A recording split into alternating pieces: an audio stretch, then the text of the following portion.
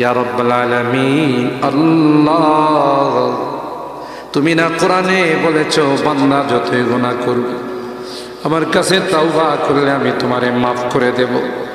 মনে বড় আশা নিয়ে আল্লাহ তোমার শাহী দরবারে ভিক্ষুকের মতো হাত বাড়াইলাম।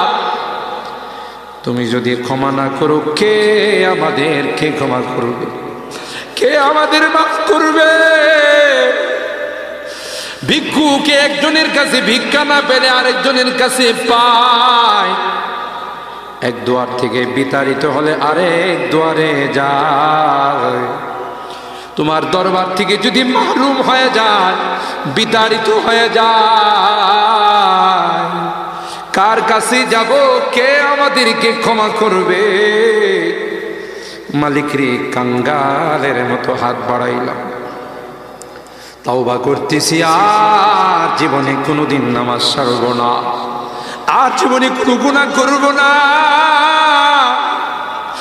আর জীবনে কোনোদিন বেপরদায় চলব না, আর কোনোদিন সুদী লেনদেন করব না। কিয়ামতের কঠিন ময়দানে আমাদেরকে তুমি গুনাহগার বলে ডাক দিও না।